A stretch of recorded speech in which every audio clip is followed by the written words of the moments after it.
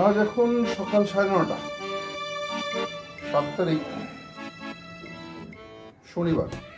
আজ বিশাখাপত্তনমে তথা সারা ভারতবর্ষে পালিত হচ্ছে গণেশ পুজো।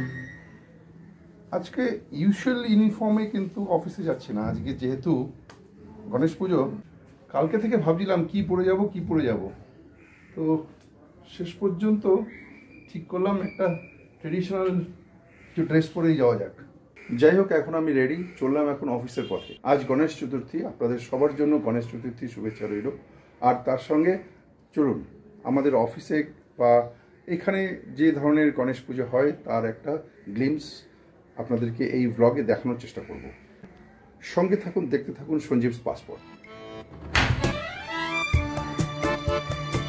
প্রথমে গিয়ে দেখবো অফিসে অ্যারেঞ্জমেন্ট ঠিকঠাক হয়েছে কিনা। সকাল থেকেই আজ মেঘলা আকাশ, জানি না সারাদিনে কেমন থাকবে। গতকাল কিন্তু বেশ পরিষ্কার ছিল আকাশ, আজকে দেখছি বেশ মেঘ আছে। অফিসে যাওয়ার এইটা হলো আমার দৈনন্দিন যাত্রাপথ। আমার ঘর থেকে হাঁটা পথে কয়েক মিনিটের রাস্তা। অফিসে পৌঁছে গেলাম। চলুন এবার গিয়ে দেখে আসি পুজোর অ্যারেঞ্জমেন্ট কতদূর কি এগিয়ে গিয়েছে।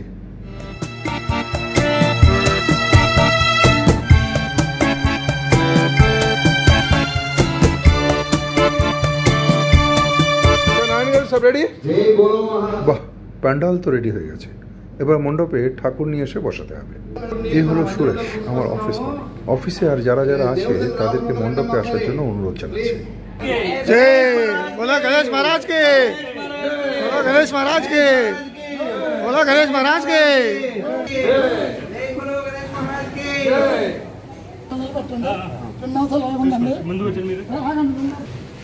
এখানকার প্রথা অনুযায়ী যেখানে ঠাকুরকে বসানো হয় সেই স্টেজে প্রথমে চাল বিছিয়ে নেওয়া হয়, তারপর তার উপর ঠাকুরের প্রতিমাকে প্রতিষ্ঠা করা হয়।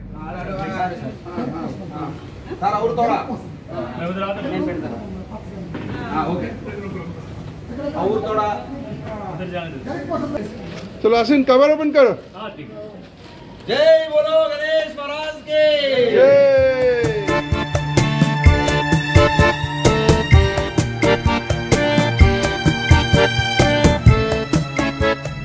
ঠাকুর প্রতিষ্ঠার পর গতকালের কিনে আনা পুজোর সামগ্রীগুলো এখন ঠিকঠাক সাজানোর কাজ চলছে। এই পুজোর আয়োজন শেষ হলে এরপর শুরু হবে পুজো। আমাদের এই পুজোতে কোনো রকম কোনো ধর্মভীরুতা নেই। জাতি ধর্ম নির্বিশেষে সবাই এই পুজোতে আমাদের অংশগ্রহণ করে। যেমন ভগবানের উপরে যে ফল লাগাচ্ছে সে কিন্তু একটা মুসলিম ছেলে, আর যে পুজো করছে সে হিন্দু হলেও তার জাতের কিন্তু খোঁজ আমরা নিইনি। তবে এইটুকু জানি ও ব্রাহ্মণ নয়। আমাদের পুজোতে কোনো ছোঁয়াছুতের ব্যাপার নেই, সবার সমান প্রবেশাধিকার আছে। ইনফ্যাক্ট আমি নিজেও কিন্তু ওবিসি সম্প্রদায়ভুক্ত। ঈশ্বরের প্রতি ভক্তি রেখে যে কোনো কেউ আমাদের এই পুজোতে অংশগ্রহণ করতে পারে। এখানকার ট্র্যাডিশন অনুযায়ী এখন চলছে ভগবানকে বরণ করে নেওয়ার পালা। Ganesh Chaturthi or Vinayaka Chaturthi is one of the major Hindu festivals. Has many significant meaning. Devotees believe that worshipping of Lord Ganesh during Ganesh Chaturthi will bring them prosperity, well-being, and remove obstacles from their lives. Do you know the Ganesh Chaturthi marks the beginning of the festival season of India, which includes Navaratri, Durga Puja, and Diwali. This festival symbolizes the cycle of birth, life, and death. The immersion of Ganesh idol represents the cycle of creation and dissolution, reminds devotees of the impermanence of life. The festival was used by the Maratha ruler Shivaji to encourage nationalist sentiment among the people. So many people use eco-friendly pattern during Ganesh Chaturthi, such as using clay idol, natural color, and artificial pond for immersion. The festival, also known as the birth anniversary of Lord Ganesha, the deity of wisdom, prosperity, and good future. The celebration lasts for 10 days, culminating in Ganesh Visarjan on Tuesday, September 17, 2024. where devotees immerse Ganesh idol in water. আমাদের প্রতিমা বরণের পর্ব এখনো চলছে। এরপর গণেশের পাঁচালী পাঠের মাধ্যমে শুরু হবে আমাদের ভগবানের আরাধনা।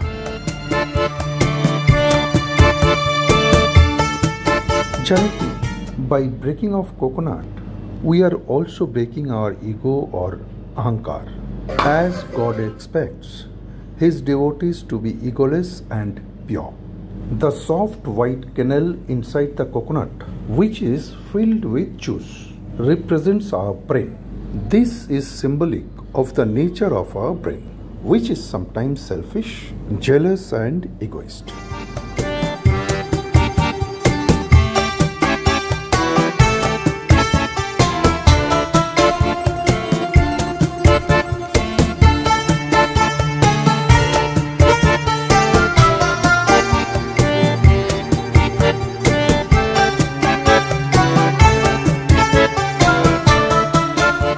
এক এক করে আমরা সবাই মিলে প্রতিমাকে বরণ করে নিলাম।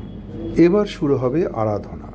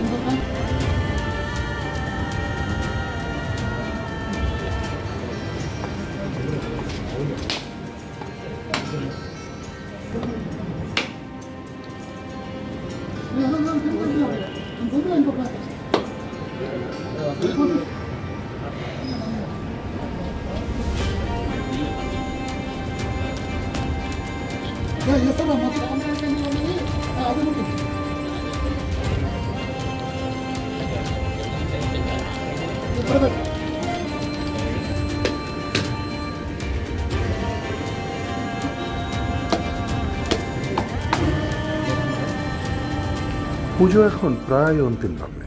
এরপর আমরা প্রসাদ নিয়ে সর্বমঙ্গলময় ভগবানের কাছে আমাদের সকলের জন্য মঙ্গল কামনা করে ফিরে যাব আমরা যে যার নিজস্ব অফিসে। এখনকার মতো আমাদের অফিসের গণেশ পুজোর পর্ব এখানেই শেষ হলো। রাত্রিবেলা যদি ওয়েদার ভালো থাকে তাহলে আপনাদেরকে নিয়ে যাব বিশাখাপত্তনমের বারোয়ারি পুজো কেমন হয় সেটা দেখাতে। আপাতত এখন তো টিপটিপ করে বৃষ্টি হচ্ছে।